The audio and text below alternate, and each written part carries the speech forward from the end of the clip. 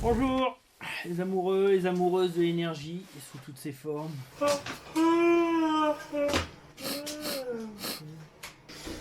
Non mais c'est bon, je vais pas garder ma veste.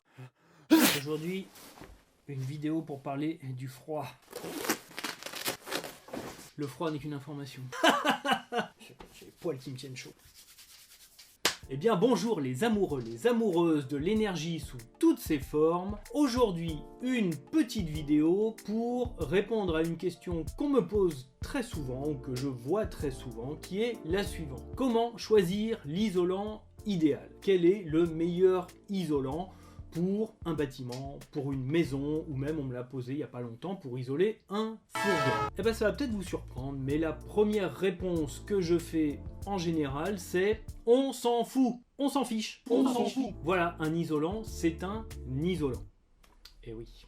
Alors, on va aller quand même un petit peu plus loin. Pourquoi est-ce que je dis ça? Parce que ce qui caractérise un isolant en première approche, qu'est-ce qu'on appelle un isolant? C'est un matériau qui contient beaucoup d'air. Donc, quand on cherche un isolant, on cherche un matériau qui soit majoritairement rempli d'air. Et en toute première approche, en fait, les isolants, ils se valent à peu près. Ça, comment on le voit? On le voit avec ce fameux coefficient de transmission thermique qu'on appelle le lambda. Globalement, quand on n'en sait pas plus, on considère qu'un isolant, c'est lambda égale 0,04. Donc évidemment, il y a quelques variations. Il y en a certains qui ont un lambda un petit peu plus élevé, certains qui ont un lambda un petit peu inférieur. Mais pourquoi est-ce que ma réponse c'est en première approche, on s'en fiche? Parce qu'en fait, pour déterminer la capacité d'isolation d'un mur, d'une composition, disons d'une paroi d'une manière générale, le premier paramètre qui va influer, le plus important, c'est l'épaisseur. Et cette épaisseur, elle est définie par tout un tas de paramètres de conception, le dessin de l'architecte, les volumes disponibles, l'implantation sur le terrain, etc., etc.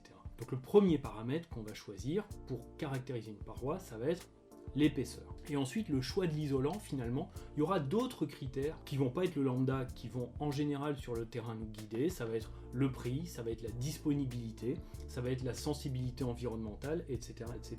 Il y a en revanche un grand critère sur lequel, non, on s'en fiche pas, mais ce n'est pas directement l'isolation, c'est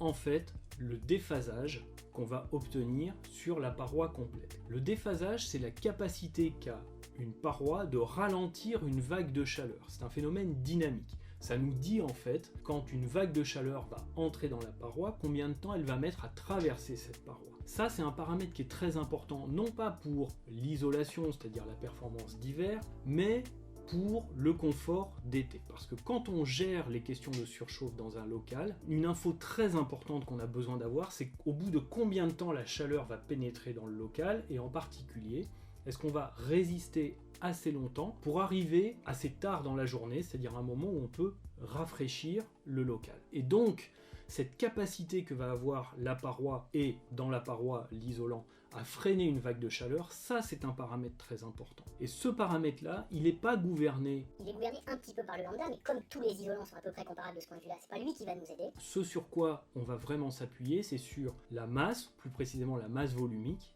et la chaleur massique, c'est-à-dire la quantité d'énergie qu'il faut à un isolant pour monter en température. Et là, très clairement, on va se retrouver avec deux grandes familles. Il y a d'un côté les isolants minéraux type laine de verre, laine de roche, ou les mousses synthétiques type polyuréthane, polystyrène, qui vont avoir un faible déphasage, donc qui vont très peu freiner la vague de chaleur. Et on a une autre grande famille qui sont globalement les isolants biosourcés type laine de bois, laine de chanvre, laine de coton, etc. Tous ces matériaux-là, qui eux ont une densité plus élevée, on sent c'est plus lourd à soulever pour un même volume, et une chaleur massique plus élevée. Donc là, il y a un vrai arbitrage, et pour le coup, il y a un vrai argument à basculer vers les isolants biosourcés. En tout cas, un vrai argument thermique, puisqu'il y en a d'autres, il y a des arguments environnementaux également. Donc, pour résumer ma réponse en général, quand on me demande quel est le meilleur isolant, je le fais vraiment dans les grandes familles. Je préfère largement, pour tout un tas de raisons, les isolants biosourcés, mais en particulier pour leur bon comportement, leur meilleur comportement par rapport au confort d'été, au déphasage et à la résistance à la surchauffe. Voilà, En tout cas, du point de vue de la thermique, ne vous prenez pas trop la tête à aller fouiller les lambda, les différentes valeurs d'isolation. Un isolant, c'est un isolant. Les grandes règles, c'est 1. Il faut que ce soit épais, donc privilégiez l'épaisseur. Si vous pouvez ajouter quelques centimètres, vous aurez toujours intérêt à rajouter quelques centimètres. Et 2, en particulier pour la thermique d'été et en particulier en toiture, là où on va devoir freiner le rayonnement solaire, privilégiez les isolants biosourcés. Voilà, avec ça, vous avez les quelques paramètres qui vont vous permettre de prendre 80% des décisions que vous aurez à prendre, et le reste, ma foi, ce sera sur des contraintes de prix, de disponibilité, de capacité d'un artisan à travailler avec tel ou tel matériau. Et ça, eh bien, vous le verrez dans le monde réel. Voilà, j'espère que ces quelques éléments vont vous permettre de faire le tri, de ne pas vous perdre dans les détails et de vous simplifier la vie et de vous concentrer sur tous les autres paramètres que vous avez à gérer quand vous menez un projet de construction ou de rénovation. Je vous souhaite de bonnes réflexions sur les isolants et je vous souhaite également d'avoir le plein d'énergie positive. Je parle bien sûr de la vraie.